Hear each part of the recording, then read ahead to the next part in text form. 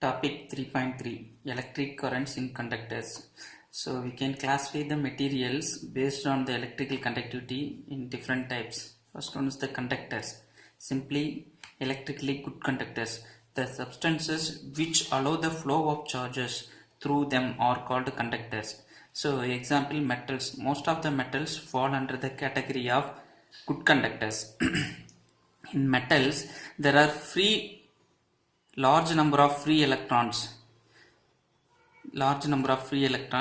and there are large number of positive ions. If the free electron uh, broken out from the isolated atom, then the atom should be converted into positive ions. So equal number of positive ions and also the equal number of large number of free electrons. So these free electrons are responsible for electrical conduction. That is, the flow of these charges when we apply the potential difference between the two ends of the conductor, the electrons can flow from negative terminal to positive terminal. So this is called electric current. So due to the large number of free electrons, the good conductors are high electrical conductivity. So they are called as good conductors. But in the case of insulators, they do not allow the charges to pass through them because they have no free electrons. All electrons are bound to the atoms. So there is no free electrons. So there is no possible of current conduction. So they are called insulators. So another category, dielectrics. Dielectrics already we have discussed in the second lesson, second chapter, capacitance and potentials. That is, dielectric medium is placed in between the two parallel plates of the capacitor. So dielectric is the one of the type of insulators. The dielectric is simply an insulator, but in which the charge can be separated. So in a dielectric medium material, the charges, when we apply the potential difference between the both ends, so the electrons and the positive ion can be separated at a small distance. So charge separation will occur, but there is no current flow. There is no flow of charge through the material, but the charge separation will be done when we apply the external electric field. So this type of material is called dielectrics. So dielectrics are also the insulators. So all dielectric materials are insulators, but not all insulators are dielectrics. Only few insulators, that is dielectrics, can store the electrical energy in this way. That is, when we apply the potential difference, that is the electric field, to the material, the charge separation, the electrons and the positive charges are separated by a small distance. So in this way electrical energy can be stored in this type of materials. So this is one type of materials. So conductors, insulators. Third category is dielectrics.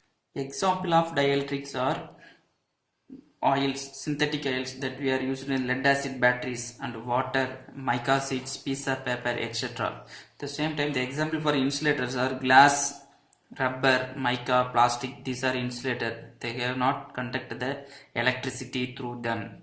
And metals and many liquids and some gases are acting as conductors.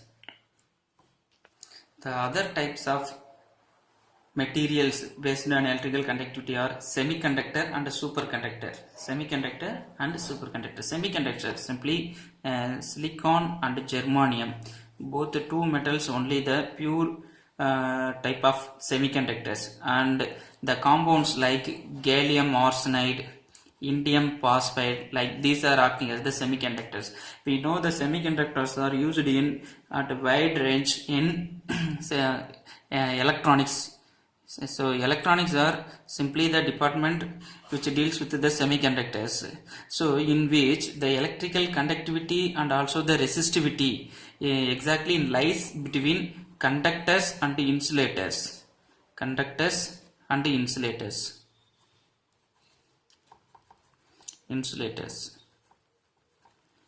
So the electrical resistance, the resistivity of the materials are greater than the conductors, at the same time less than the insulator. Resistance means the opposition to the flow of electrons. So the same the less number of free electrons in the semiconductors compared to the conductors. At the same time, more number of free electrons when compared to the insulator. So the electrical conductivity lies in between conductors and the insulators. So this type of material are semiconductors. And there is a special type of material is called superconductor, in which the resistance is almost equal to 0. So the current will be more. So in this type it can be achieved at very low temperature. So example, mercury at 4.2 Kelvin. You imagine just 4.2 Kelvin. Normally room temperature is around 300 Kelvin room temperature. So just imagine the temperature of 4.2 Kelvin. It is not achievable under normal conditions. So at special conditions we can achieve this much of low temperatures. At this much of low temperatures, the resistivity will become 0 of the materials, for some materials. Example, mercury. So so many material compounds are there in which the resistivity equal to 0. So conductivity will be very more. So current conduction is very large. So this category is superconductor. Next we move to concept current carriers. We know though current means the flow of charges. Current I equal, we know the formula, Q by T. The rate of flow of charges is called current. So if the charges move, then it is called current. So the current carriers, it may be electrons or positive charges. At common, electrons, that is negative charges or positive charges. So in the conductors only they conduct the electricity, that is current. In insulator they do not conduct the electricity. So the conductors, so in the conductors we can classify the types of conductors based on solids, liquids, gases. In solid conductors, in solid conductors the charge carriers will be electrons, because there are large number of free electrons, and also the same positive charges are there. But due to the mass factor, the positive charges will not move, and only the electrons will move.